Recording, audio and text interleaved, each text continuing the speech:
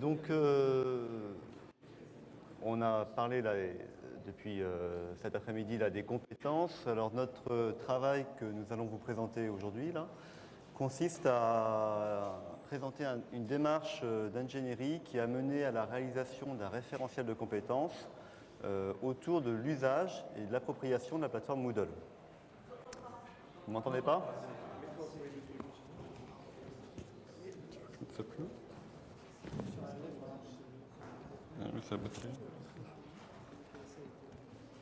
C'est lequel qui marche pas? Celui-là, ça va mieux là? C'est celui-là? Non.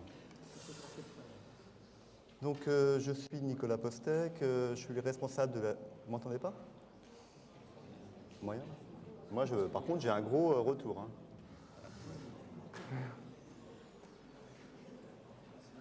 Qu'est-ce qu'il faut que je fasse? D'accord. Donc je suis le responsable de la cellule KISS de l'Université du Maine.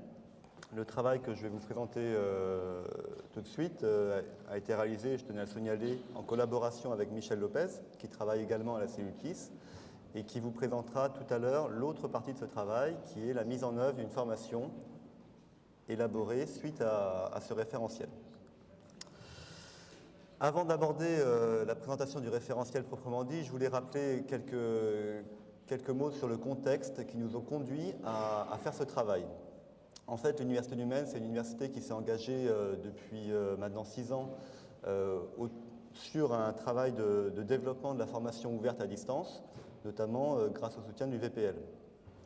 Aujourd'hui, on a une vingtaine de diplômes en ligne, souvent de niveau master, qui regroupent à peu près 600 étudiants. Et on utilise la plateforme Moodle depuis septembre 2005. Avant, on utilisait WebCity. Donc, vous voyez qu'on a quand même développé au sein de notre établissement beaucoup de formations à distance. Et paradoxalement, l'usage des TIS pour le présentiel était, jusqu'à il y a encore un an, assez peu développé. C'est-à-dire qu'il y avait une bulle autour de la formation à distance. Ce qu'on a constaté en 2006, c'est qu'en fait, par l'intermédiaire de ces formations à distance, on touchait finalement environ 14% des enseignants de l'université, c'est-à-dire un chiffre intéressant mais relativement faible, et que les formations construites étaient développées surtout sur une UFR, l'UFR de l'aide, qui, pour des raisons qui seraient trop longues à expliquer, a beaucoup développé la formation à distance. Bon, nous, à l'université, on souhaitait, pour élargir le bassin de recrutement et faire face à la baisse des effectifs à l'université, continuer à développer ces enseignements. Mais, au cours du temps, on a constaté une décroissance, en fait, du nombre de porteurs de projets qui acceptaient de se lancer dans la construction d'un dispositif de ce type. Et puis, donc, comme je l'ai dit, on constatait aussi une absence, finalement, des TIS, de l'usage des TIS dans le présentiel, alors que paradoxalement, beaucoup d'enseignants étaient quand même engagés sur la distance. En 2004, des formations ont été montées pour aider à la conception de dispositifs. C'est des formations assez lourdes. Pour un enseignant, c'est des formations qui représentaient environ 60 heures de travail. Le programme existe, hein, il tourne toujours, si ça vous intéresse, vous irez voir sur le site qui est indiqué ici. C'est le programme IFOD. Et malgré ce programme, on touchait 5 projets par an, c'est-à-dire une dizaine d'enseignants par an qui étaient sensibilisés au TIS, mais de la même façon, ce n'était pas suffisant pour nous dans nos objectifs de développement. Alors notre problématique a été simple en 2006, c'était comment passer ce cap, hein, finalement, comment dépasser, diffuser plus largement les TIS, hein, dépasser le cap des pionniers hein, qui avaient accepté de s'engager. Et puis, autre problématique, hein, finalement, étant donné qu'on avait une forte expérience en formation à distance, comment en tirer bénéfice, comment l'exploiter positivement sur la diffusion des TIS pour le présentiel. On a formulé 2 hypothèses. D'une part, que nos pionniers étaient un peu épuisés, hein, ils ont donné, voilà.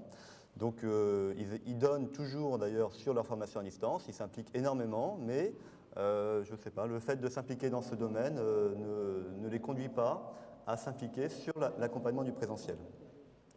Par ailleurs, et peut-être contrairement à des idées de l'époque où on disait que finalement il y avait des enseignants réticents. Moi je ne le pense pas. Je pense que les enseignants, dans leur majorité, n'étaient pas particulièrement réticents ni hostiles, mais simplement ils avaient une perception des TIS du fait de la prédominance des formations à distance comme quelque chose d'assez très lourd à monter, de très, très difficile. Il fallait monter tout un diplôme en ligne, puisque c'était ça le modèle qui existait au Mans. Et ils ne s'investissaient pas parce que c'était un cap trop fort à passer. Donc, ce que nous avons envisagé, c'est de proposer donc, un nouvel outil entièrement dédié à l'enseignement du présentiel.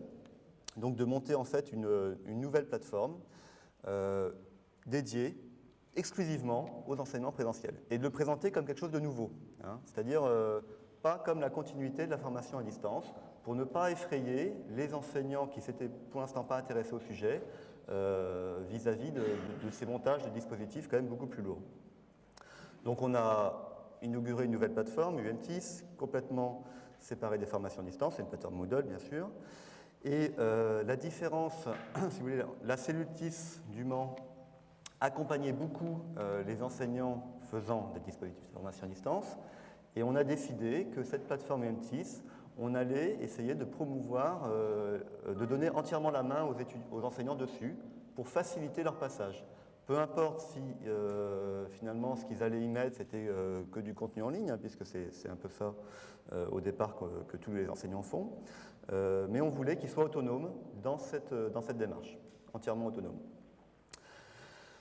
Conséquence, eh bien, on a envisagé de former évidemment les enseignants à ce nouvel outil, à cette nouvelle plateforme, et également les étudiants qui allaient devoir l'utiliser.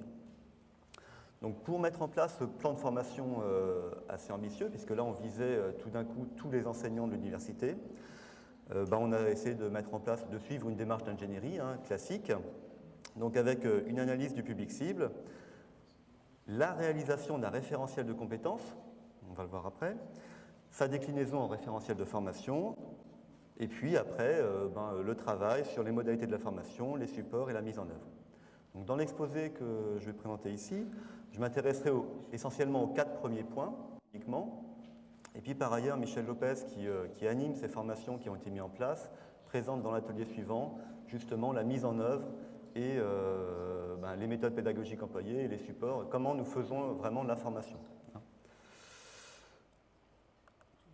Alors, par rapport à la démarche suivie, on a essayé de faire une petite analyse, on a fait des sondages auprès des enseignants. Ce qui est ressorti, c'est qu'ils étaient, alors pour se former à la plateforme, ce qu'ils étaient forcément faiblement disponibles, ou tout du moins sur de petites périodes, une demi-journée maximum, et ce n'était pas toujours les mêmes périodes. Ces périodes fluctuent dans l'année, il y a des périodes d'examen et des périodes qui sont plus libres pour eux. Les enseignants consultés n'avaient pour la plupart aucune expérience de mise à distance, de mise en ligne de cours, évidemment. A priori, ils pensaient essentiellement à mettre en ligne du contenu, et on l'a vu ce matin dans les niveaux qui étaient présentés, c'est le niveau 1, c'est-à-dire c'est à ça qu'ils pensent tout d'abord. Et puis, on avait quelques enseignants quand même qui, par leur démarche pédagogique qu'ils ont naturellement, pensaient animer leurs cours ou mettre en place des outils d'auto-évaluation. Par ailleurs, le fait de prendre en main leurs cours, si ça les angoissait un petit peu par rapport à l'outil, et ils étaient d'accord dans ce cas-là pour avoir une formation, c'était quand même quelque chose qui les attirait. Ils se disaient, finalement, c'est vrai que si on est autonome par rapport à cet outil-là, on pourra mettre nos cours en ligne, et puis ce sera utile pour nos étudiants. La deuxième phase donc, du projet a consisté à concevoir donc, un référentiel de compétences. Alors, pourquoi ? On avait déjà tenté de faire des formations à la plateforme, à une plateforme d'enseignement à distance type Moodle avant. On avait mis en place des petites choses, mais qui n'avaient pas du tout marché au niveau de l'université. Les enseignants n'étaient pas venus. En réfléchissant un peu en interne, on se disait que finalement, ce qu'on avait mis en place, c'était plutôt une approche outil, c'est-à-dire du type tutoriel. On va vous aider à apprendre à faire un chat, etc. Et là, l'idée, c'était plutôt d'avoir une approche, de changer cette approche-là et de réfléchir par rapport aux compétences, quelque part pédagogiques, sur les usages, vraiment, de la plateforme, et non plus sur les outils mis en place ou proposés. C'est-à-dire, typiquement, c'est l'exemple que je donne ici, on va plutôt réfléchir en termes de communication entre un étudiant, enfin entre un enseignant et les étudiants, plutôt que savoir comment on utilise le chat. Hein. L'essentiel étant de pouvoir communiquer. Voilà. Donc cette approche compétence, c'est celle-là qu'on a essayé d'obtenir. Bon, on s'est mis d'accord sur une définition des compétences. C'est pas simple parce que finalement, c'est un terme très polysémique, hein, vous le savez.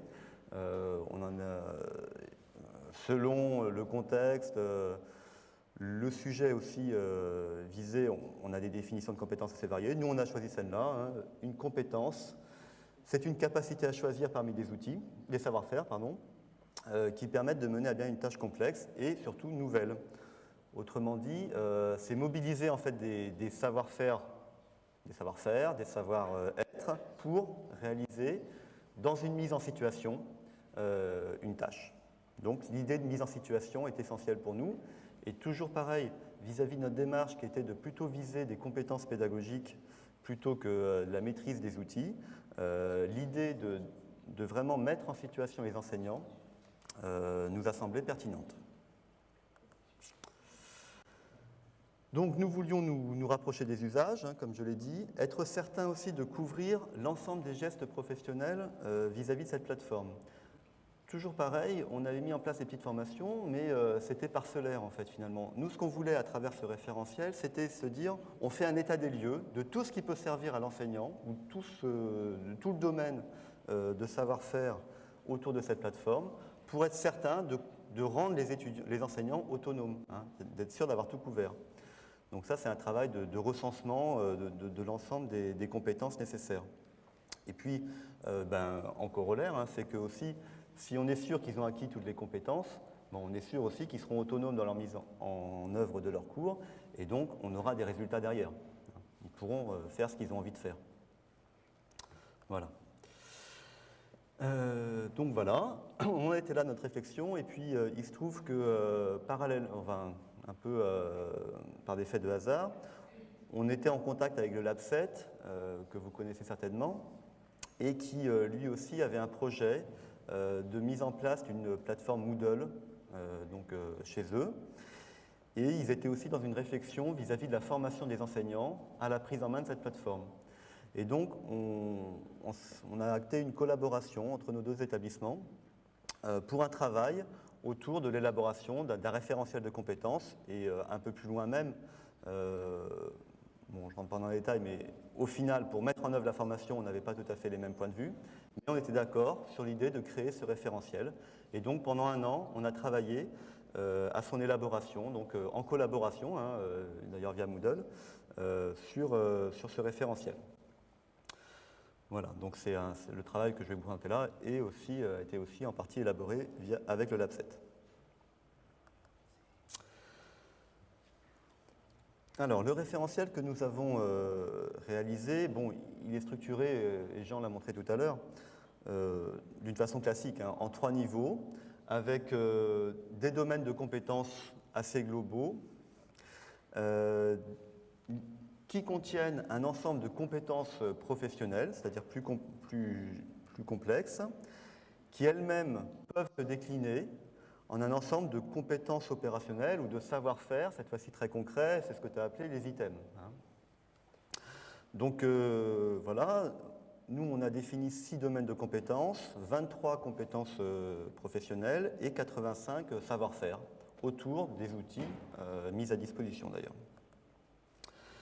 Alors ça donne ça pour les domaines de compétences. Hein. Vous avez une compétence qui est de l'ordre du parcours sur un espace de formation, donc qui concerne en fait, on va le voir après, là je détaille, un domaine de compétences autour de la communication via une plateforme, un autre autour de l'intégration de ressources via une plateforme, et puis, vous voyez que c'est assez progressif. Là, finalement, jusqu'à la compétence domaine C, on a affaire à des enseignants qui mettent en ligne des ressources. Et puis, les compétences suivantes, vous voyez, c'est produire et utiliser des activités d'apprentissage. Donc là, on voit qu'il y a plus d'interactivité ou des activités d'évaluation.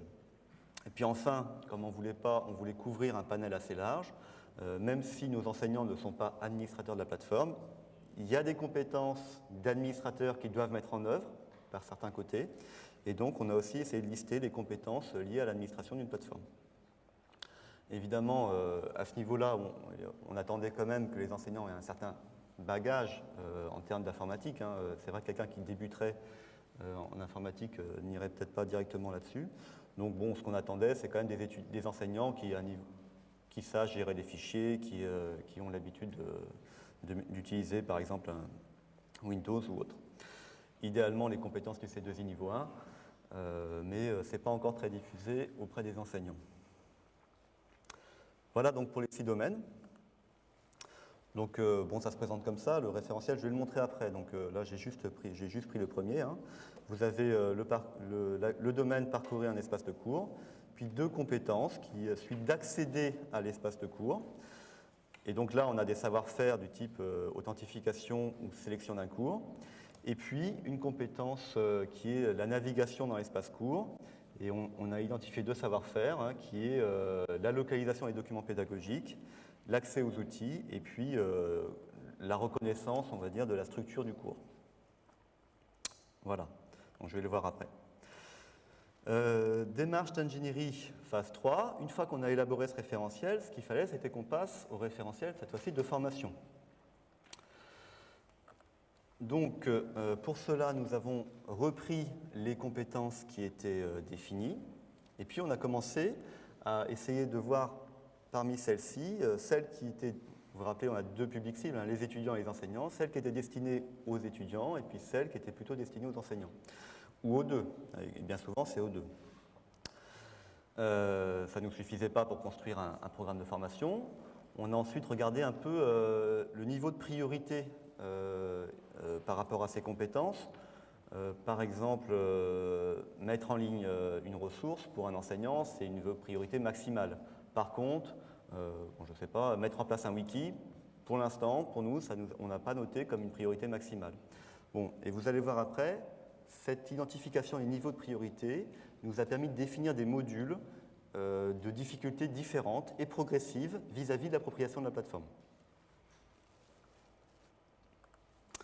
Enfin, c'est la suite, hein, évidemment. Une fois qu'on a fait ce travail-là, on a réagencé les compétences du référentiel, c'est-à-dire qu'on les a on les a travaillées pour en faire des modules de formation. C'est-à-dire qu'on a créé un dispositif avec différents modules et chaque module fait référence à un certain nombre de compétences qui sont dans le référentiel, mais ce n'est pas dans l'ordre du référentiel. Voilà. Par ailleurs, on a essayé de faire un travail de contextualisation, évidemment, par rapport à Moodle, puisque c'était ça, cette plateforme-là qu'on utilisait. Donc, on a regardé parmi les compétences listées, les outils Moodle utilisables ou à associer aux compétences. Hein. Et puis, on a commencé à créer des supports alors qui ne sont pas vraiment des supports de formation, qui sont plus des mémos de référence en interne, qu'on garde en interne, mais qu'on utilise après pour mettre en œuvre les formations, où pour chaque compétence, on a travaillé sur une définition de la compétence à atteindre, sur les prérequis nécessaires pour avoir cette compétence-là, et là-dedans notamment, on fait référence en interne à notre propre référentiel, c'est-à-dire que si on veut par exemple utiliser un forum, il faut d'abord savoir accéder au forum, etc. Et puis, on a commencé à travailler, et là c'est un apport assez fort du Lab 7, sur des activités par rapport à l'atteinte de ces compétences. Je vous montrerai tout à l'heure aussi une fiche de ce type-là. Voilà, donc on avait au final un référentiel, et puis des compétences, et derrière des priorités, et derrière des fiches. Et puis, on s'est amusé à faire le jeu inverse, c'est-à-dire qu'on est reparti de ce qu'on faisait auparavant, c'est-à-dire qu'on a pris les outils disponibles dans Moodle, on en a pris 20, puis on a essayé de voir pour chaque outil, finalement, quelles étaient les compétences à associer à chaque outil. Voilà. Donc je vous montrerai aussi ce que ça donne, hein, parce qu'on ne se débarrasse pas comme ça de ces vieilles habitudes. Et puis, on a fait aussi nos petites fiches outils, et cette fois-ci, en reprenant la présentation de l'outil, les usages, et puis la liste des compétences associées. Et vous voyez que cette partie-là, qui était là-bas, c'était ça qu'on faisait avant. Voilà. Donc là, on a essayé de changer de pratique et de repartir vraiment sur les compétences. Voilà, donc je vais vous présenter le référentiel. Donc il est... Oui, alors donc voilà, le référentiel est mis à disposition évidemment sur l'espace Moodle du Moodle Moot. Il est aussi sur le site de notre service en accès libre. si vous souhaitez y accéder. Voilà, alors là, il faut que j'aille chercher le référentiel. Donc voilà.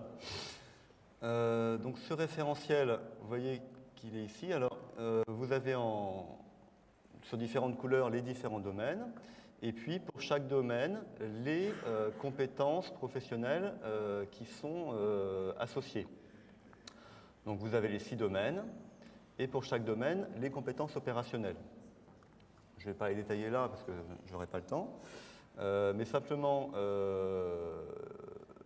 voilà. Alors, comment on peut faire afficher aussi. Alors, si je fais ça, voilà. Donc, pour chaque compétence, vous avez ici les savoir-faire, je dirais, procédural, qui sont associés. Donc, vous voyez ici, on reconnaît l'espace, la partie A du référentiel que j'avais mis dans mon PowerPoint. Donc, si je fais ça, ça va marcher. Alors, la communication, voilà, on peut l'afficher. Alors, elle en a beaucoup plus. Voilà. Donc, par exemple, la compétence B10, qui est ici, interagir avec les acteurs, sous-entend de quand même pouvoir consulter le profil d'un participant, évidemment, de consulter les messages, de gérer une liste de contacts, de repérer les utilisateurs en ligne. L'intégration des ressources dans la plateforme, la production des activités d'apprentissage, les activités d'évaluation éventuellement, on peut afficher, voilà, établir un barème, paramétrer l'outil note, etc. Et puis la partie administration qui est ici. Voilà. Mettre en place un cours, etc. Bon, qui est beaucoup plus lourde, mais vous allez voir. Si on passe à la deuxième phase du travail, qui était l'identification par rapport au public, qui est ici, soit apprenant, soit enseignant, la priorité qu'on lui affecte, et puis on a mis aussi ici un degré de difficulté qu'on estimait par rapport à l'acquisition de la compétence. Donc vous voyez ici que pour un apprenant comme pour un enseignant, il est absolument prioritaire qu'il sache évidemment parcourir un espace de cours et donc se connecter à la plateforme, par exemple. Donc il a à chaque fois 4 étoiles.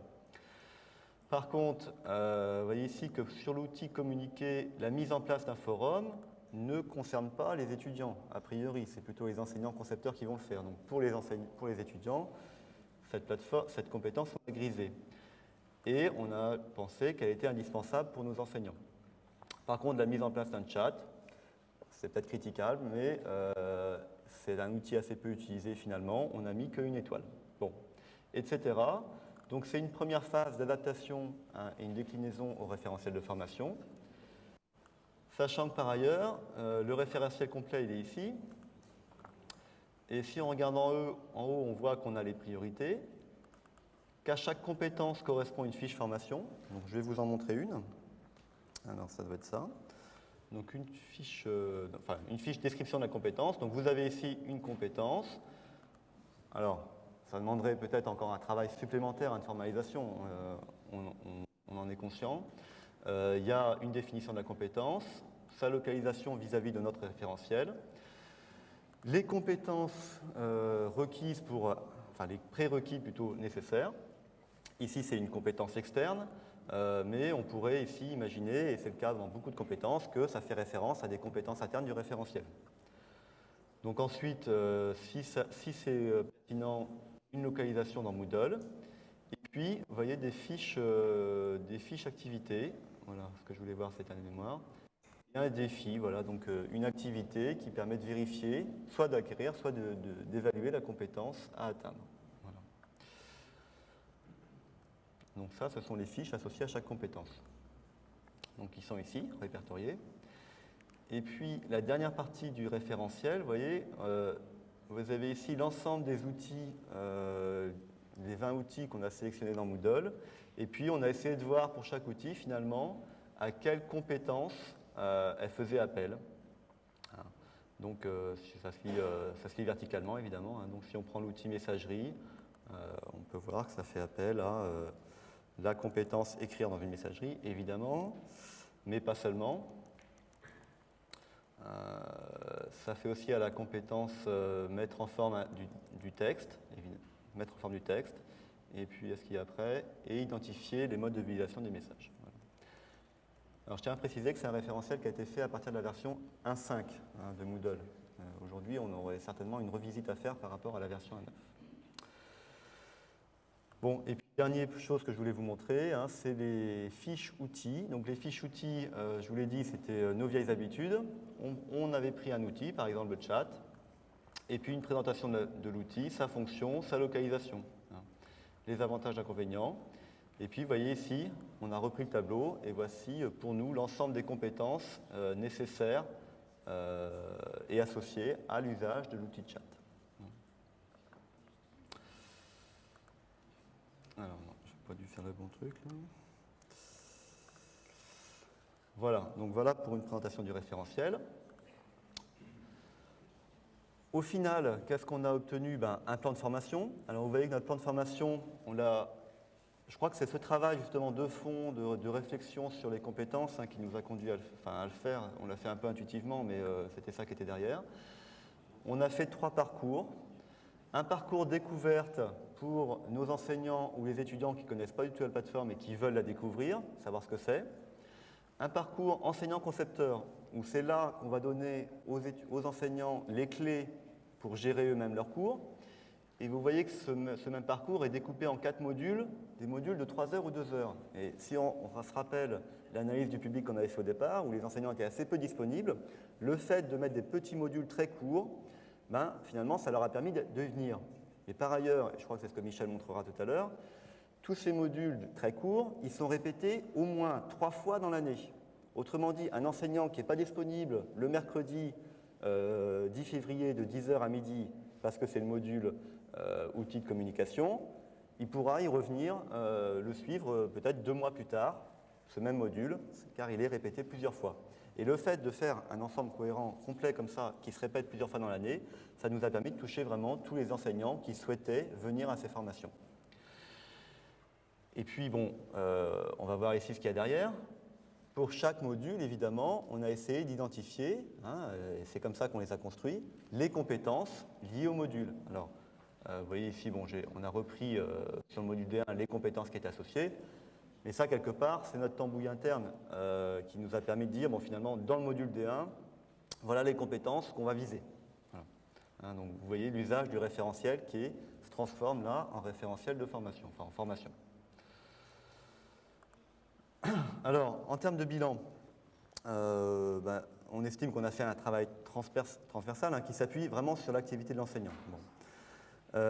On a essayé dans notre démarche de prendre en compte les caractéristiques du public, d'identifier les compétences et de construire des formations adaptées. On pense que le référentiel qu'on a produit, il serait intéressant de voir s'il peut être adapté à d'autres plateformes. Parce que finalement, est-ce qu'on a produit un référentiel pour Moodle ou pour une plateforme, ce que je voulais dire aussi par rapport à ça, c'est que cette démarche, elle a vraiment permis de construire un programme de formation cohérent. Et finalement, c'est ça ce qui est le mieux.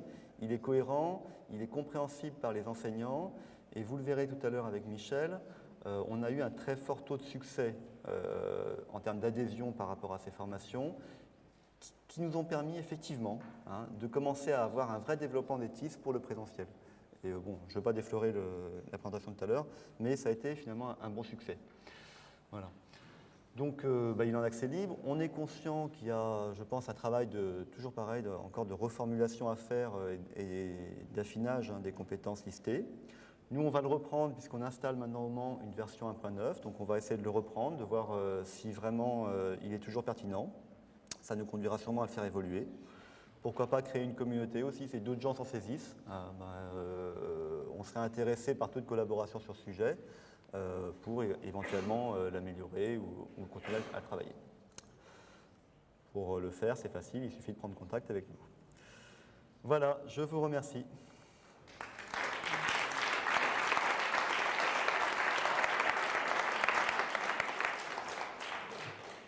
Une demi-heure. Il reste 1 minute pour les questions. S'il y en a. Oui. Je ne sais pas si... Ouais, je vous en prie. Il y a des questions là-haut, mais ils n'ont pas de micro.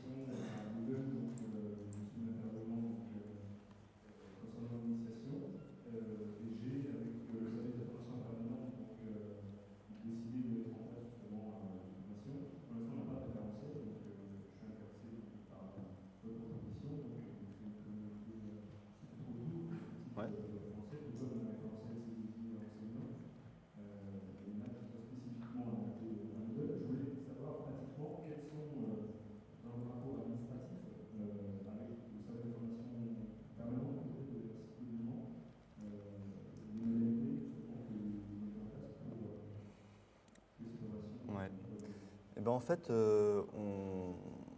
c'est un projet qu'on a développé au sein de la cellule TIS, avec l'accord évidemment plutôt que de la formation permanente. Enfin, je ne sais pas si vous appelez ça la formation permanente. Nous, on a un service de formation continue et puis un service de formation des personnels. Donc on a présenté ce plan de formation au service de formation des personnels, qui l'a acté et qui l'a mis dans le plan de formation. Voilà. Mais on est les seuls à le gérer et on le gère entre guillemets sur nos fonds propres, sans bénéficier d'un soutien quelconque de l'établissement. Enfin, c'est via les soutiens, le budget de la cellule TIS que nous le faisons. Voyez. Donc on est complètement autonome, oui, enfin libre de faire ce qu'on souhaite faire. Donc si effectivement, ben, on peut se rencontrer et puis discuter un peu de ça, échanger par rapport à ça. Je un complément par rapport à ce que vous avez avancé et au plan de formation. Est-ce qu'il y a une partie qui est à distance? Ben, en fait, vous allez le voir tout à l'heure. C'est Michel qui va présenter comment se déroulent les formations, donc je pense que ça vous intéressera. C'est du présentiel en fait, hein. C'est du présentiel, mais c'est des méthodes actives, c'est-à-dire que les gens manipulent en présentiel et on les accompagne en présentiel pour l'instant. Voilà. Par contre, je reviens juste un truc sur, je vais présenter tout à l'heure les formations IFOD, accompagnateurs et concepteurs, qui sont des formations d'ingénierie sur la conception de dispositifs de formation à distance. Et là, par contre, on met en situation les enseignants d'être apprenants à distance. Voilà. Voilà.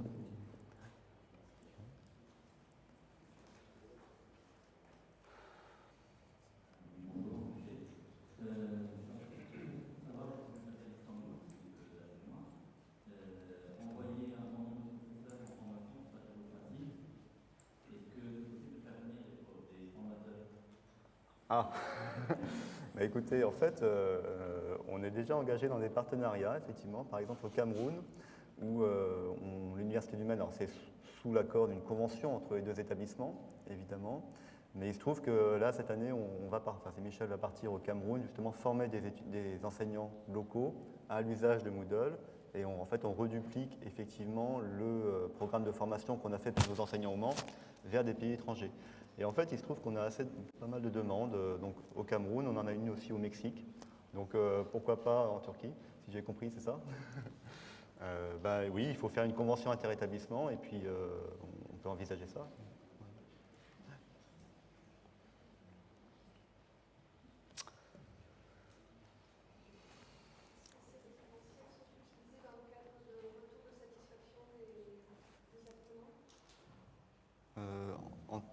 Non, non.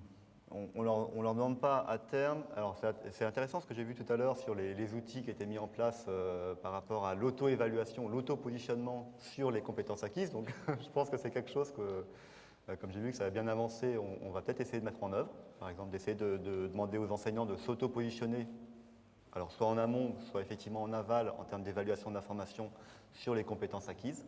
Mais pour l'instant, on ne le fait pas. Il a servi uniquement à décliner ça en référentiel de formation. Voilà. Une question relative à la scénarisation, modularisation, indexation des contenus, elle se fait à l'aide de quels outils? Là, c'est pareil, hein, ça relève plus je pense que vous parlez des supports de formation, par exemple. Oui, des contenus. Comment il est médiatisé? Ah oui, bon, je vais. Oui. Non, je vais laisser présenter. Michel, je pense que répondra à votre question dans la présentation qui vient après, où il présente vraiment les formations et comment on les met en œuvre. Voilà. Voilà. J'ai un peu débordé, excusez-moi. Merci beaucoup.